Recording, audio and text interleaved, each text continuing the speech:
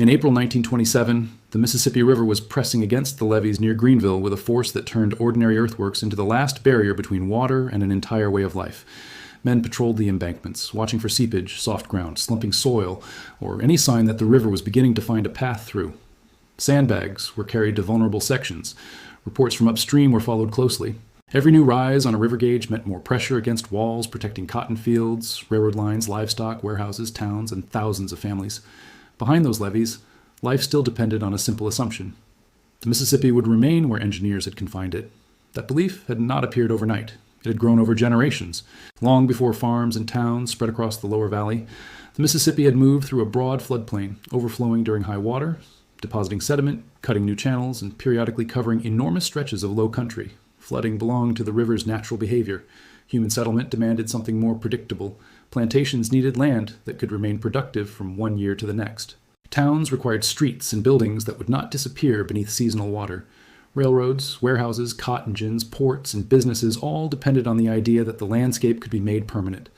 Local communities had built levees for generations, first as isolated defenses around plantations and settlements, then as longer and more connected embankments. After the Mississippi River Commission was established in 1879, federal involvement in navigation and flood control became increasingly important. Engineers studied channels, strengthened weak points, and supported a system in which levees became the principal defense of the lower valley. The logic was understandable. If the river could be confined, the land behind the embankments could be cultivated, settled, financed, and developed with far greater confidence. Floods still came, and levees sometimes failed, but every failure produced new repairs and higher standards. By the early 20th century, the defenses were larger and stronger than anything earlier generations had built. Federal flood control legislation in 1917 committed additional resources to the system. Each successful high water season reinforced the same conclusion. The river could be managed through engineering, vigilance, and ever more substantial barriers. For the people living behind them, confidence was not simply optimism. They had watched the levees hold. That confidence helped transform the Mississippi Delta into one of the most productive agricultural regions in the country. The soil was extraordinarily fertile, and cotton dominated much of the economy.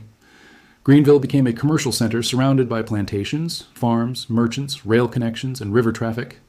Yet the wealth generated by cotton rested on a sharply unequal social structure. African-American tenant farmers, sharecroppers, and wage laborers formed a large part of the agricultural workforce under Jim Crow segregation. Many owned little and depended on landowners for housing, credit, employment, and access to transportation. A planter might lose a crop and still retain land or political influence. A laborer who lost a cabin, a few tools, clothing, and a season of work could be left with almost nothing. Those differences existed before the flood. When catastrophe came, they would influence who could leave, who had to remain, and who possessed the authority to make decisions. The disaster itself began across a region far larger than the Delta. During the second half of 1926, heavy rainfall affected parts of the Mississippi drainage basin.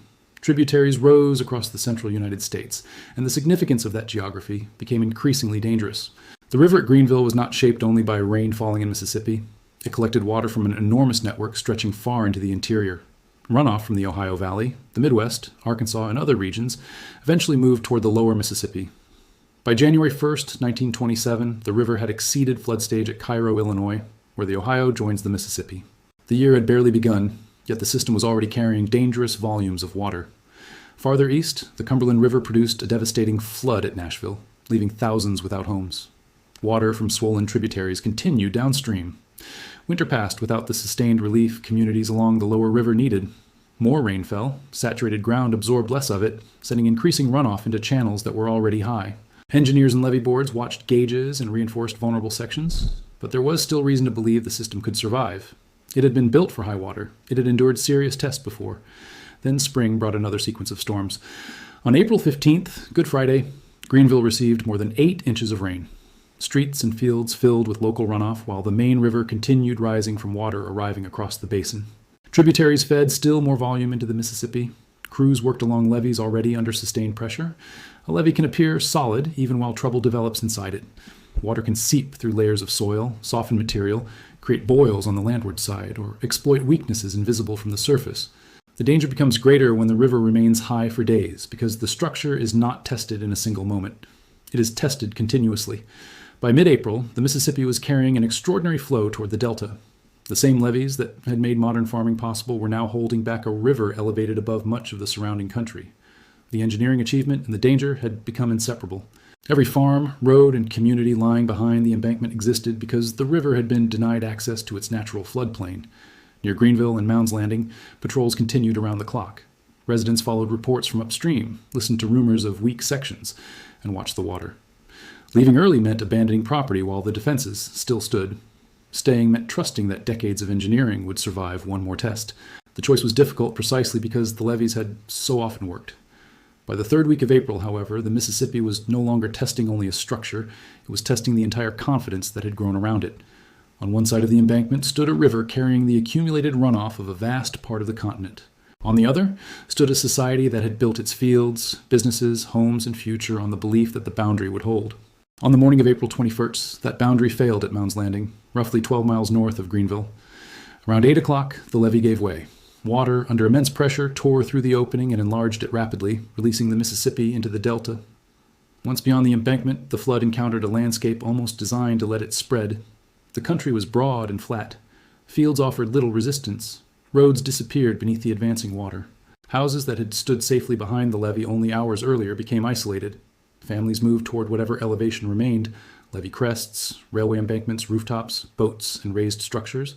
Some had time to gather blankets, clothing, food, or tools. Others concentrated on reaching safety before the water closed around them. Livestock crowded onto strips of high ground beside people carrying what they could save. The agricultural geography of the delta collapsed with startling speed. A cotton field, a road, and a pasture became indistinguishable. Once all three vanished beneath the same brown surface. Within days, immense stretches of Mississippi farmland were underwater. In roughly 10 days, close to 1 million acres in the delta were submerged, much of it beneath several feet of water. From a distance, the flooded country resembled an inland sea interrupted by rooftops, trees, telephone poles, levees, and occasional structures rising above the surface. Boats moved along routes that had been traveled by wagons and automobiles. The water did not simply sweep through and leave. In many areas, it remained, isolating communities and making rescue an extended operation rather than a single emergency. Private boat owners joined local authorities, relief workers, government personnel, and Red Cross operations.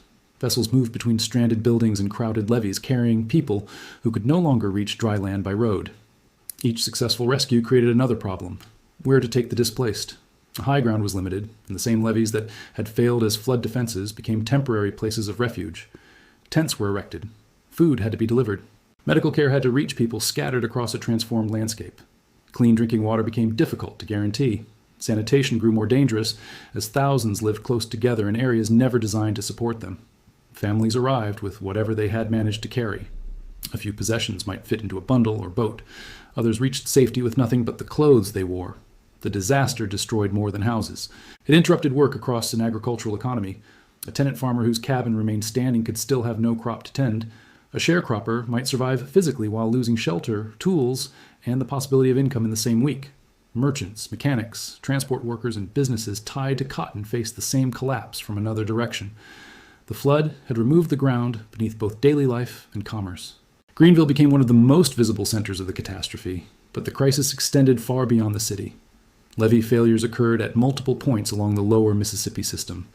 Arkansas, Mississippi, Louisiana, and other parts of the valley suffered enormous inundation.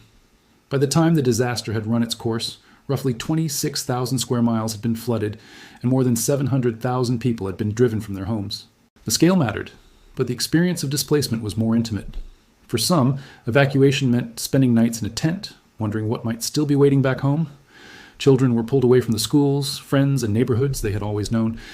Elderly residents were carried by boat from homes they had occupied for decades. Animals could not always be saved, leaving livestock behind as families were forced to choose what they could carry. And for many, the hardest part was standing on a levee, watching floodwaters swallow a lifetime of property, land that still belonged to them on paper, yet could no longer provide a place to live, work, or rebuild. As the emergency expanded, President Calvin Coolidge turned to Secretary of Commerce Herbert Hoover to coordinate much of the national relief effort.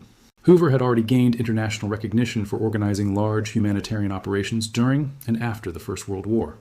The Mississippi flood presented a crisis inside the United States on a scale few federal officials had encountered. Relief required the cooperation of the Red Cross, government agencies, local committees, state authorities, railroads, boats, aircraft, donors, doctors, volunteers, and military resources. Hoover became the most visible administrator of the effort. Supplies moved toward camps. Vessels were organized into rescue and transport networks. Temporary settlements were established for displaced populations. Food, clothing, medical care, and communications had to function in places where normal infrastructure had collapsed.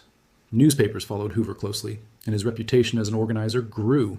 From outside the flood zone, the response could appear as a remarkable demonstration of logistical competence.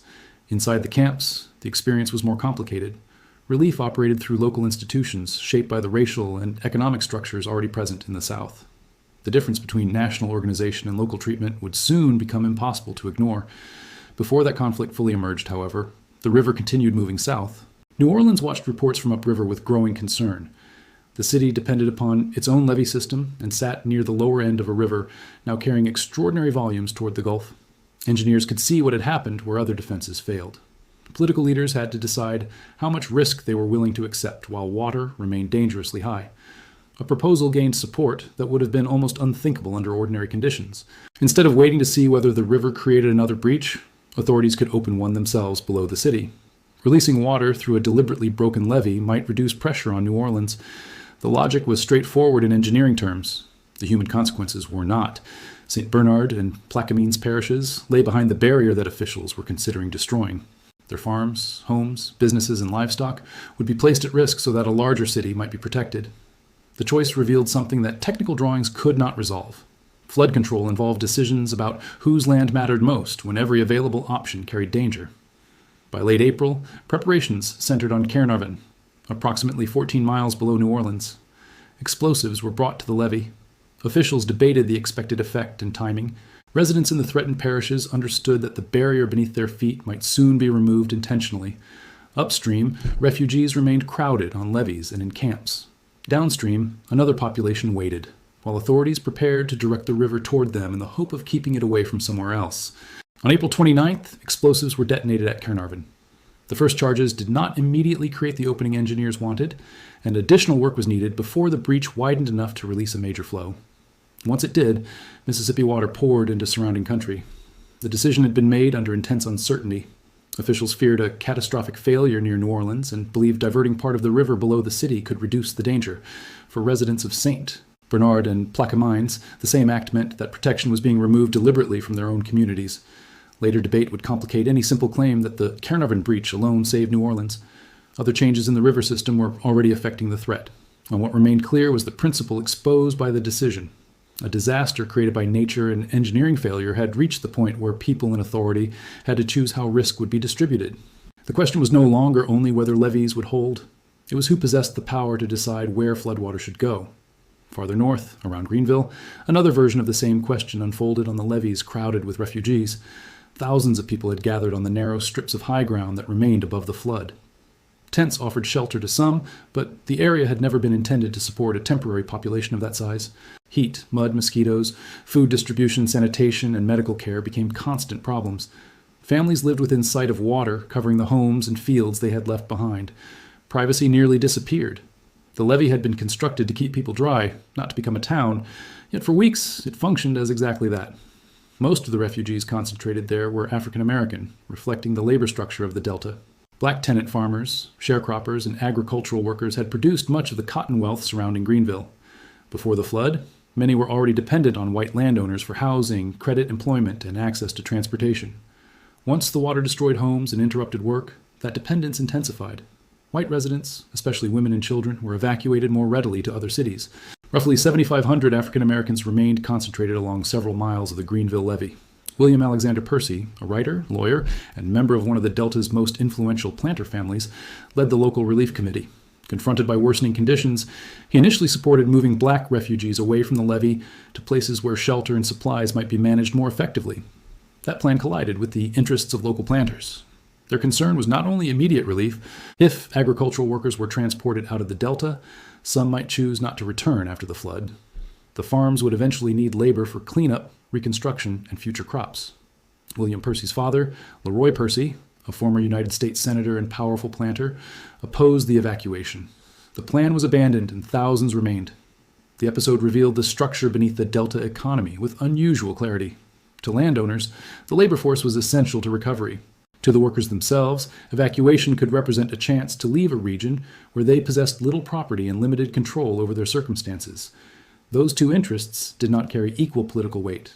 People who had already lost the freedom to remain in their homes because of the flood could also find their freedom to leave, restricted by the economic needs of others. Relief itself sometimes became tied to labor. Black men were required in certain areas to unload supplies, reinforce defenses, carry out cleanup, or perform other work under conditions they could not freely negotiate. Historical investigations documented coercion and abuse, including intimidation and violence in parts of the relief system. Experiences differed between camps and communities, and the presence of discrimination did not erase the real assistance being delivered. Boats rescued stranded families. Food and medical care reached people who urgently needed both. Large organizations were operating across an immense emergency. Yet the flood did not wash away Jim Crow. It carried the existing racial order into the camps. Water could cover the property of white and black families alike, while leaving enormous differences in transportation, political influence, freedom of movement, and the ability to challenge local authorities. Herbert Hoover stood at the center of this contradiction. Nationally, the relief network enhanced his image. Coordinating assistance across multiple states required remarkable organization. Transportation systems had failed, thousands needed shelter, and ordinary local institutions were overwhelmed. Hoover's experience made him unusually capable of assembling a large response. Newspapers reported on camps, supplies, boats, fundraising, and logistics, reinforcing his reputation as a man who could manage complex emergencies. From outside the Delta, the story often appeared to be one of administrative competence. Reports from black refugees and civil rights leaders revealed another reality. Complaints described unequal treatment, restricted movement, coercive labor, and abuses committed under local relief authorities. Hoover could organize a regional system, but much of its day-to-day operation passed through institutions controlled by segregationist local elites. African American leaders pressed for investigations. Robert Russa Moton, president of Tuskegee Institute, became involved through an advisory commission examining conditions. The political significance extended beyond the immediate crisis. Black voters had long maintained strong ties to the Republican Party, the party historically associated with Abraham Lincoln and emancipation. The flood did not by itself dissolve that relationship, nor did it cause later political realignment on its own. But the experience added to a growing record of disappointment. People remembered who had been allowed to leave, who had been kept in camps, and whether promises of fair treatment had matched reality. As these tensions developed, the Mississippi remained high. The catastrophe could not be reduced to the dramatic days when levees first failed. Water covered enormous areas for weeks. Homes deteriorated. Roads remained unusable. Planting schedules collapsed. Livestock were drowned, scattered, or sold. Stored supplies and equipment were damaged. Businesses dependent on agriculture faced months of uncertainty. A plantation owner might still possess hundreds of acres once the water receded. A tenant farmer could emerge with no house, crop, wages, or valuable property. The difference between those two futures mattered enormously. Hundreds died across the wider flood region, although historical estimates vary. Many more survived, only to discover that survival had not restored the lives they possessed before April. Gradually, the river began to fall. Water retreating from the delta revealed mud, debris, damaged buildings, dead vegetation, and possessions ruined beyond repair. Refugees who had spent weeks on levees and in camps began confronting the next decision. Returning home could mean rebuilding, but it could also mean returning to poverty, debt, and the same social order that had shaped their treatment during the emergency.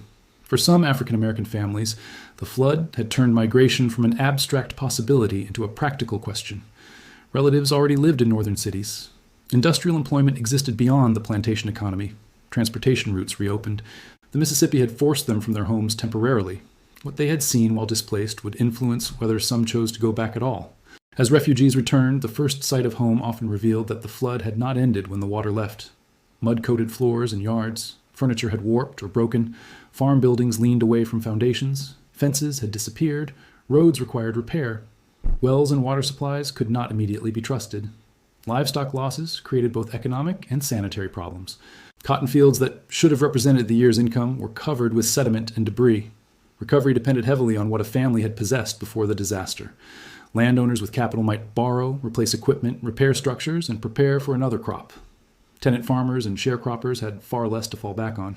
A damaged cabin, a lost season of wages, destroyed clothing, and ruined tools could remove nearly every material possession at once. Even when a family returned to the same plantation, there might be little work available until fields were restored. Merchants suffered because customers had no money to spend. Agricultural lenders faced defaults at the same time farmers needed new credit. Railroads and roads had to be repaired before normal trade could resume. The river had withdrawn, but the economic shock remained embedded in the valley. For African American residents, rebuilding also meant deciding whether the Delta still offered a future worth rebuilding.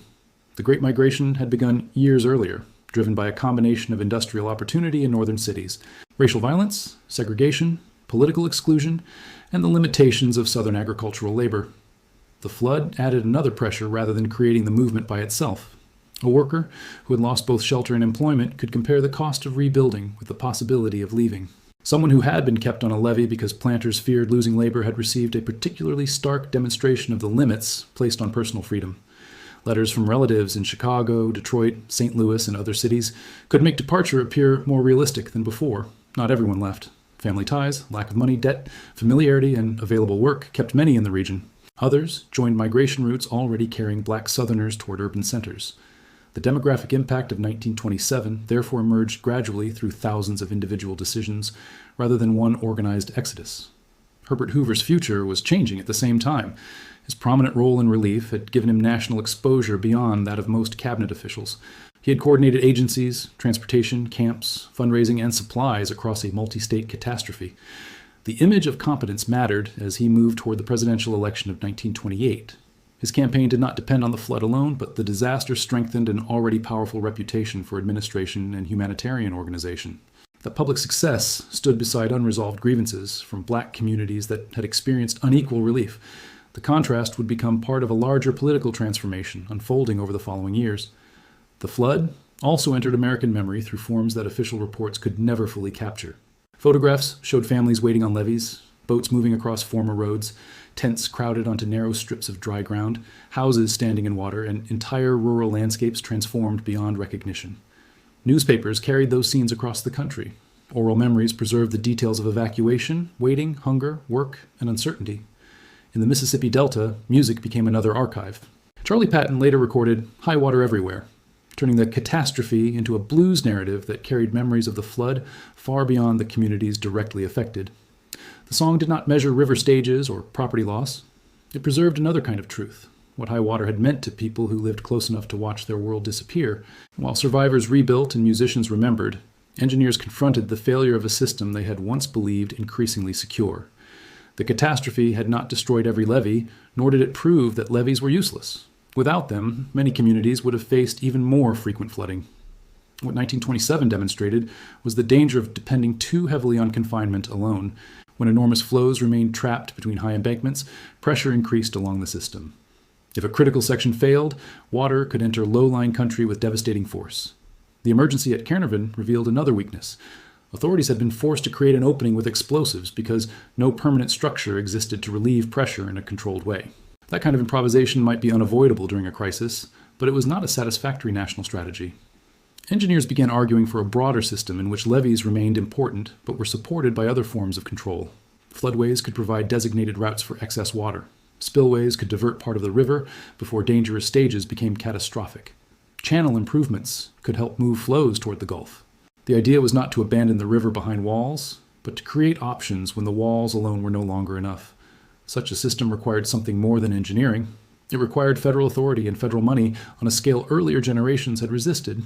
The flood had crossed state boundaries, overwhelmed local resources, disrupted agriculture and transportation across a large region, and demanded relief that no individual community could organize alone.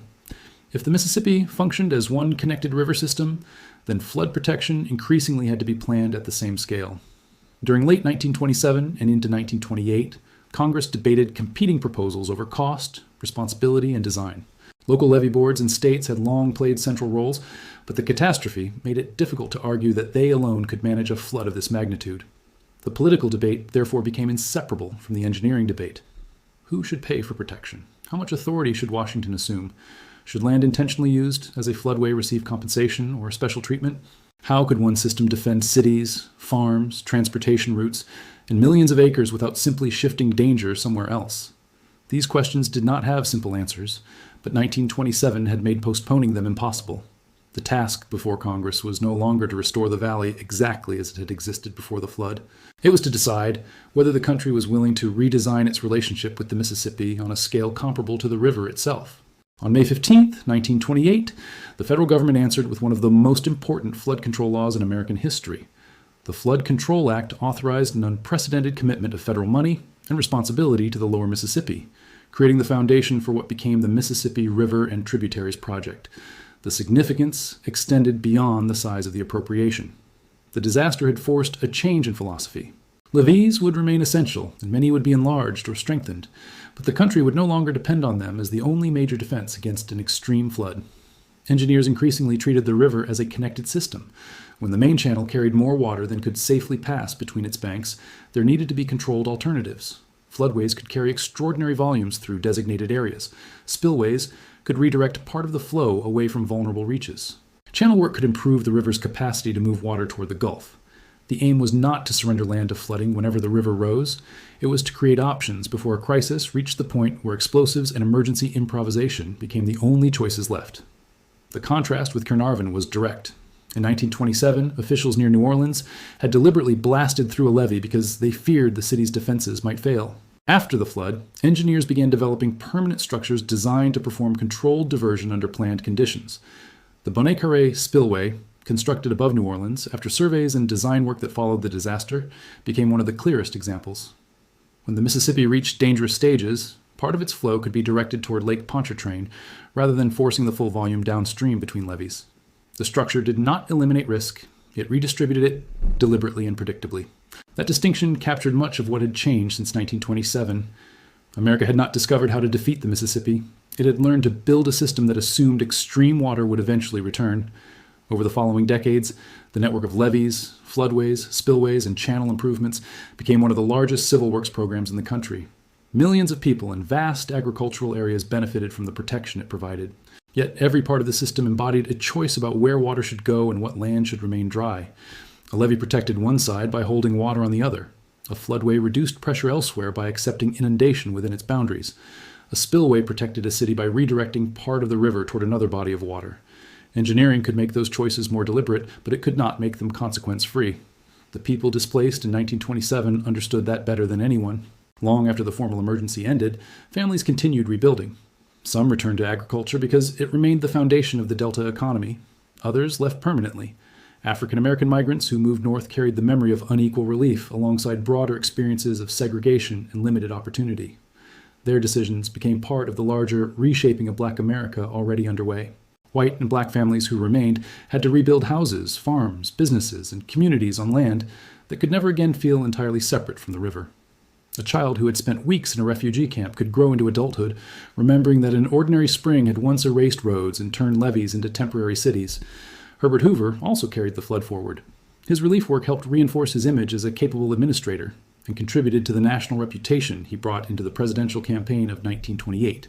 Yet the racial inequalities exposed during the disaster remained part of his political legacy as well. The flood had demonstrated that a relief system could be efficient in scale while unjust in practice.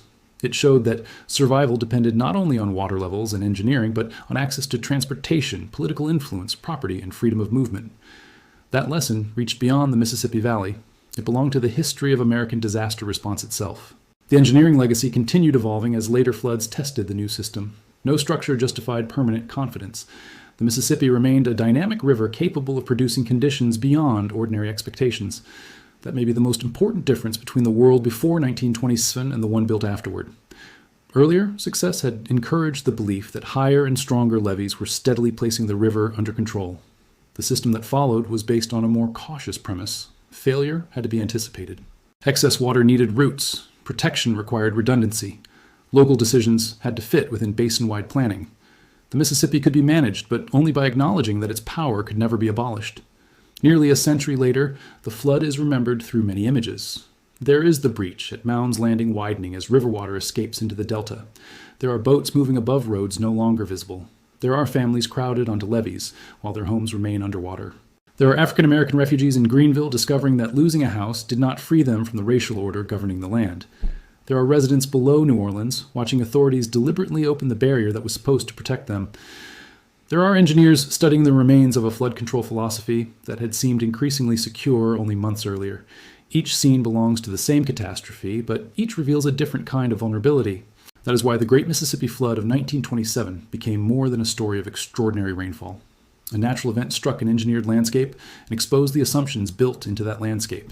It demonstrated that local defenses could be overwhelmed by a basin-wide crisis. It showed that humanitarian relief could save lives while still reproducing existing inequalities. It displaced hundreds of thousands of people, changed communities, strengthened one national political career, contributed to migration already reshaping the country, and compelled Washington to accept a much larger responsibility for the lower Mississippi. The deepest meaning of the disaster can be found by returning to the levee near Mounds Landing before it broke. That earthen wall represented more than flood protection. It represented a boundary in the American imagination. The Mississippi belonged on one side. Farms, railroads, cotton fields, homes, businesses, and human plans belonged on the other. When the levee failed on April 21st, 1927, water crossed that boundary and kept moving. It moved through the Delta, into refugee camps, through racial and political institutions, along migration routes, into congressional debates, and eventually into an entirely new generation of engineering. The country responded with stronger levees, controlled spillways, immense floodways, and a federal system built on lessons learned at extraordinary cost. Those defenses would protect future generations, but their existence carried forward the memory of why they were necessary. The Mississippi had flooded its valley for thousands of years before modern communities lined its banks, and it would continue carrying enormous volumes toward the Gulf long after the survivors of 1927 were gone. What changed was not the nature of the river. What changed was the confidence of the people living beside it. The Great Flood taught the United States that the Mississippi could be measured, diverted, strengthened against, and managed with extraordinary skill, but never reduced to something powerless. In 1927, a levee failed near Greenville, and the river entered the world built behind it. And what emerged from that catastrophe was not mastery over the Mississippi, but a deeper understanding of what it would always mean to live beside one of the greatest rivers on earth.